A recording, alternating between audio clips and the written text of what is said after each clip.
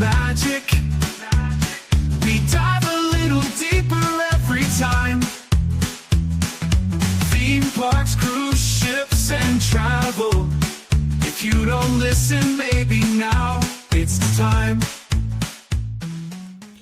Hello and welcome to Mousecast, the podcast where the mind meets the magic. It's the Trouble Twins tonight. It's just Hawk and I, and you know what that means. We're in trouble. We're in for big trouble tonight. We're gonna make the lawyers are already standing by, ready to go. So Matt is off traveling, and Megan and some of her family are off tonight. They are volunteering and helping out some of the folks in Texas who have been affected by the floods. And again, we want to send all of our thoughts and prayers all over to everybody in Texas and anywhere else that has been affected recently by some of these torrential rains that have just been hammering the country all over the place. So tonight, again, Hawk and I, we always have this little, it's Waldorf and Statler, Chris says. That's exactly it. So it's a moving moment, but we're not moving it to Pittsburgh. We often joke that, the lawyers are here to keep an eye on us. So you know what? Hawk and I thought, we're going to just bring the lawyers front and center tonight. So we're going to talk lawyers. We're going to talk legal battle. And the biggest legal battle that is out there when it comes to Disney and Universal is Marvel. As you may know, Marvel and Disney cannot have significant Marvel characters in any of the Orlando-based theme parks, pretty much anything on the eastern side of the Mississippi. So that's why you don't see Spider-Man, Iron Man, any of the Avengers or anything like that. Guardians of the Galaxy wasn't in the original agreement, so Disney could do Guardians over in the Orlando parks. But any of the major Marvel characters, you're not seeing them in Orlando. That's because Universal owns the theme park rights to these characters, and this happened well before Disney bought Marvel, but during that process, those rights remained with Universal in perpetuity. So we thought, why don't we pull the lawyers out tonight, and we're going to play the legal game and figure out, okay, what could Disney offer to Universal to get Marvel? And what would Universal maybe be interested in? So that's what we're going to play with tonight. And I think one of the things that you have to, kind of balance out when you have this conversation, obviously, are the pros and cons for both parts with achieving this goal. And there are obvious benefits to both sides. There are also, downsides to both sides. So, how does that work out? What would Disney have to give up? What does that look like? And I think one of the things that, Universal holds the more comic era appearance at Universal Studios. So, when you're in there, it's Wolverine, it's animated Spider-Man, it's animated Captain America that they're really going after. And I think a lot of people now view the Marvel characters from the movies that we saw, and it's less and less. There are comic book purists, don't get me wrong at all. There are still people that love the comic book side. Some of the people we've worked with in the past are huge comic book collectors. So, I think there's two sides to it also when it comes to Marvel itself. With the new Marvel concept, being able to have unlimited reign for Disney would be unbelievable, because then you can bring Avengers Campus to the East Coast or an iteration of that. Yeah. Again, if they're not going to cookie cutter Cars Land, they're hopefully wouldn't cookie cutter what they have on Marvel Campus. Well, and when you look at Avengers Campus, one of the challenges with Avengers Campus, frankly, is real estate. They don't have just bukus of room, where in Orlando, they do have the space. I mean, frankly, they have the space, and we've talked about this in previous shows.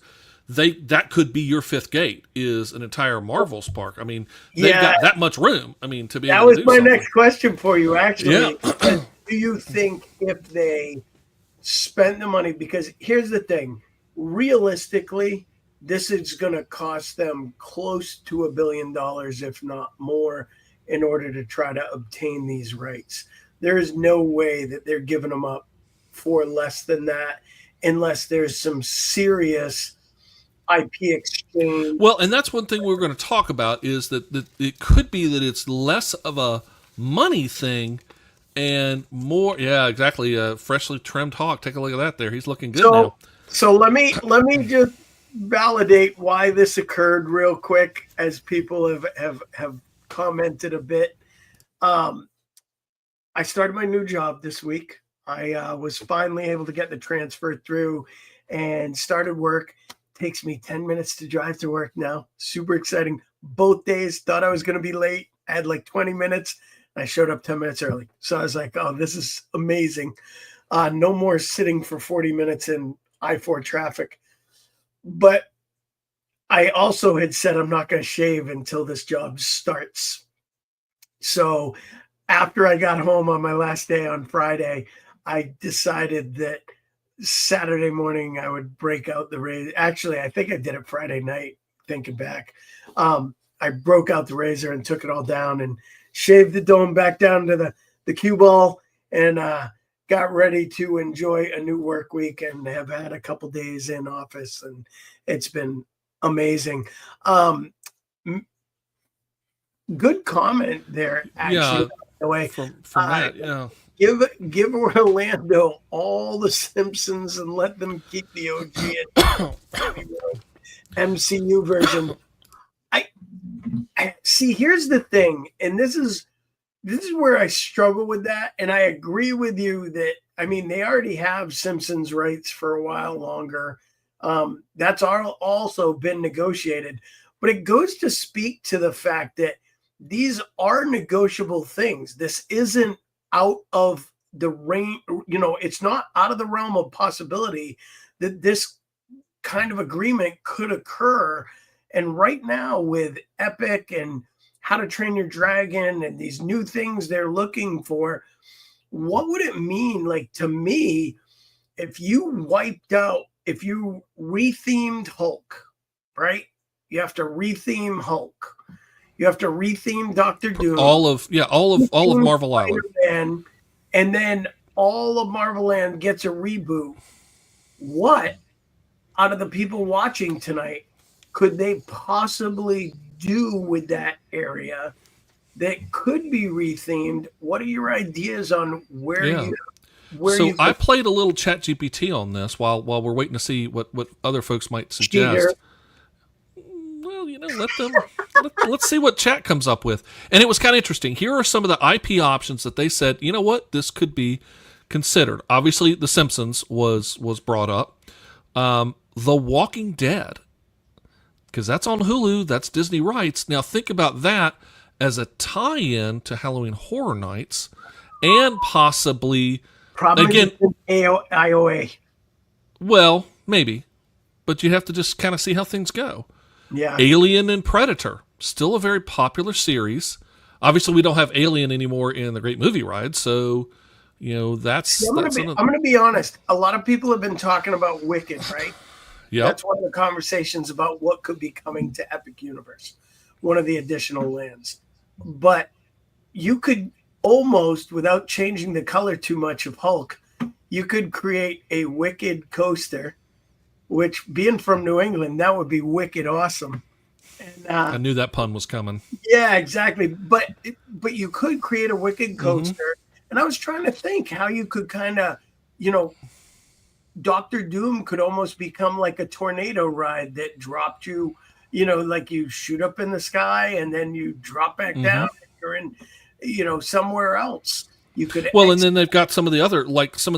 You got to remember, Disney has a lot of Fox properties now. Yes. That they could farm out for theme park rights. What was another one they said? Futurama and Family Guy, very popular animated series that could, again, think about a Futurama style coaster. There's a lot of things you could do with all that. There's a ton of Fox properties that are out there that could be leveraged and say to Universal, look, we're going to give you a phase out, because there are some things in this contract, as I understand it.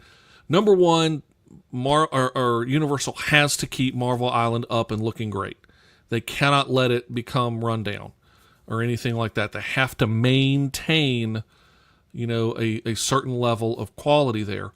Die Hard drop ride, not Christmas till Hans Gruber falls from Nakatomi Plaza. You're exactly right. Die Hard is a Christmas movie, number one. There's no argument about that.